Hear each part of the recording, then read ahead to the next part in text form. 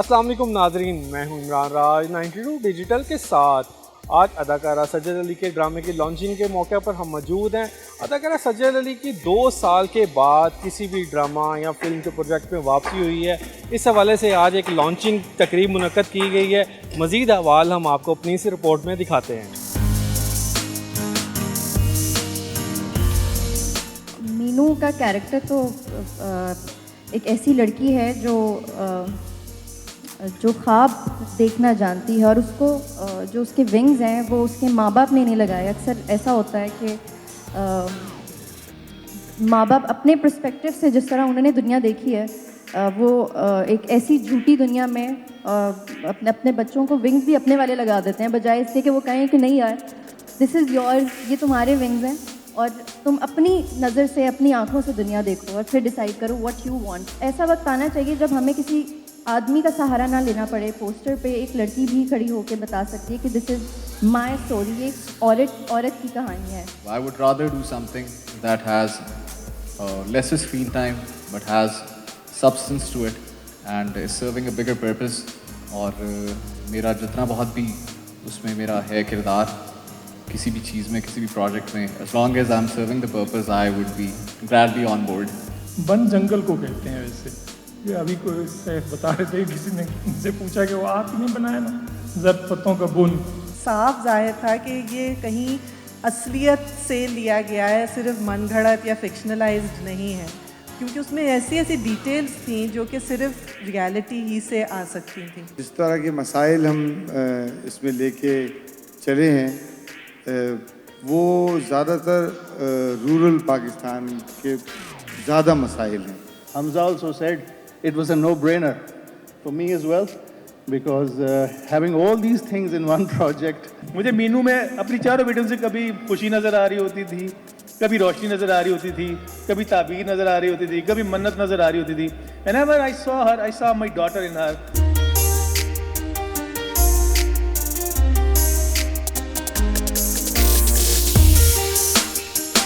इस वक्त हमारे साथ मौजूद हैं मुल्क पाकिस्तान की बहुत बड़ी आर्टिस्ट समिया जी। इनसे बात करते हैं, इनका नया प्रोजेक्ट है जो आज से लॉन्च हुआ है, इस हवाले से इनके करैक्टर के हवाले से बात कर लेते हैं। अस्सलाम वालेकुम मैम, आपने हमेशा एक मुनफिद किरदार किया।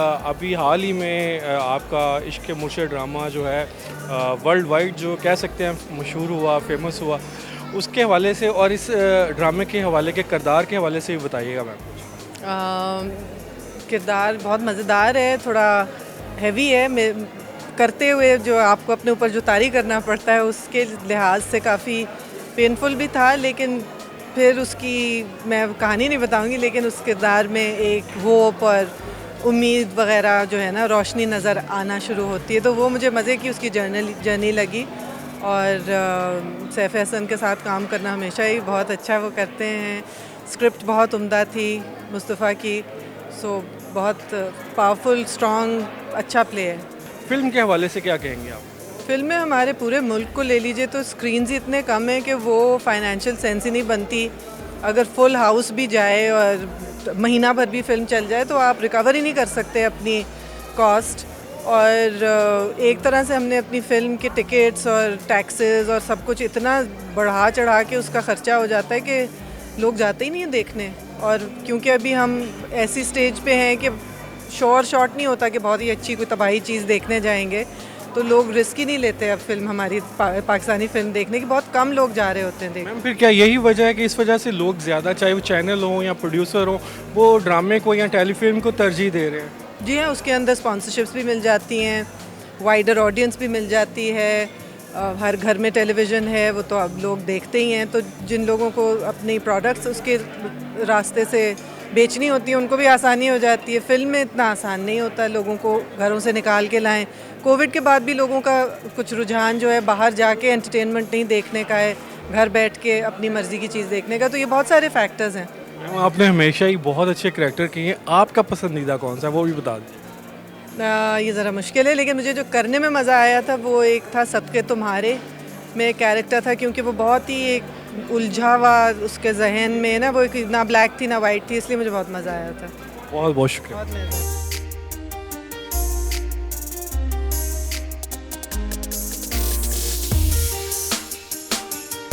I am also excited about this project क्योंकि काफ़ी अरसे बाद इतना अच्छा स्क्रिप्ट एक पढ़ने को मिला और टीम बहुत अच्छी है। ये जो हमारा फिल्म का मीडियम है और टीवी के हवाले से, क्योंकि टीवी प्रोजेक्ट तो बहुत आ रहे हैं, हर वीक में कुछ ना कुछ आ रहा होता है, और जब हम फिल्म देखते हैं तो एक साल के बाद या किसी ऐसे इवेंट पे आती है, इस हवाले से क्या कहेंगे आप? आई थिंक उसमें शायद बहुत सी वजूहात हैं जो कि इंफ्रास्ट्रक्चर हमारा उस तरह से नहीं रहा जो 70s में था।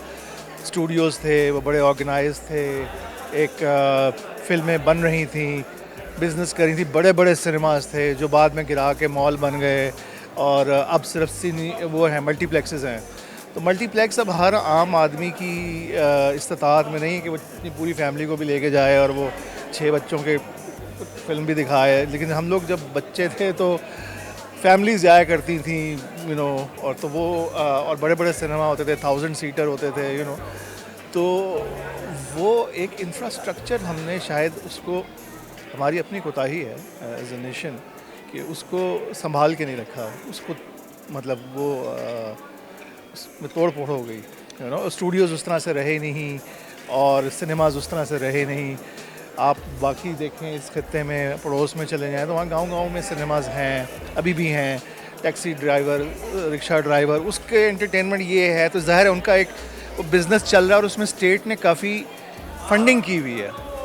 उनकी ट्रेनिंग में भी, लोगों की भी जो उससे ताल्लुक़ रखते हैं उनकी भी ट्रेनिंग, उनको स्कॉलरशिप्स भी मिले हुए हैं। तो हमने चूँकि इस चीज़ को बहुत नज़रअंदाज़ किया और इसको हमने कोई सही ढंग का काम समझा भी नहीं। एक हमारा ये भी रवैया भी है, एक माशरती रवैया भी है कि हम समझते हैं कि ये कोई काम नहीं है, तो जिससे आई थिंक हमें ख़ुद ही नुकसान हुआ है क्योंकि यही तो आपको प्रमोट करती है दुनिया भर में। अच्छा सर, लास्ट पे ये बताइएगा, जो नए लोग आ रहे हैं इस फील्ड में, शोबिस में, चाहे फिल्म है, ड्रामा है या फैशन इंडस्ट्री है, उनको क्या पैगाम देंगे? मैं तो अपनी फील्ड ड्रामा और अदाकारी और इसके हवाले से बात करूँगा कि जो भी आना चाहते हैं ज़रूर आएँ, दिल से काम करें, सीखें। जहाँ आपको मौका मिलता है आप सीखें, चाहे आप किसी छोटे शहर में हैं किसी और आप एक्टिंग करना चाहते हैं, आपको अपने इर्द गिर्द स्कूल कॉलेज में भी मौक़े ऐसे मिलेंगे ताकि आपको अंदाज़ा हो कि आप में कितनी सलाहियत है।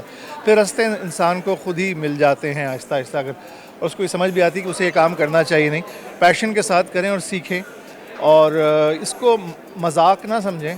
ये एक बहुत सीरियस काम है, लोग समझते हैं ये हंसी मजाक है और तो वो ऐसा नहीं है। इसके लिए बड़ी डेडिकेशन और बड़ी कमिटमेंट चाहिए होती है। अगर आप में वो है, अगर आप में जुनून है, वो पैशन है तो then nothing can stop you। बहुत शुक्रिया सर।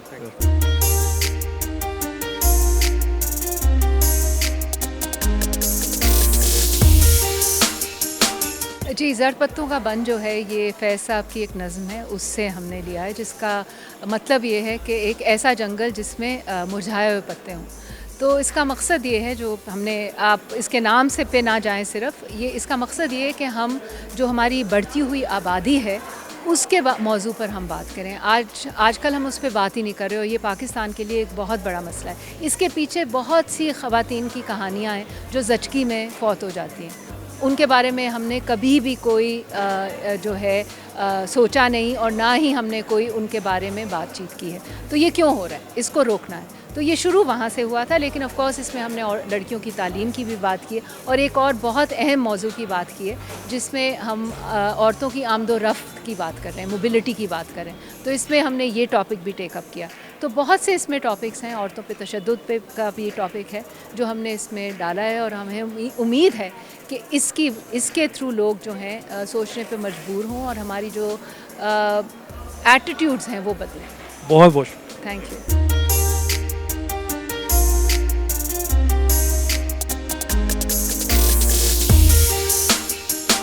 आई थिंक कि इस वक्त जो वो तमाम लोग जो कि हमारे मुल्क में तालीम पर काम कर रहे हैं, hats off to them. And मुझे लगता है इससे बेहतर कोई काम इस वक्त नहीं है पाकिस्तान में जहाँ पे हम लोगों को बता सकें कि तालीम कितनी ज़रूरी है, ख़ास तौर पे औरतों के लिए शऊर कितना ज़रूरी है।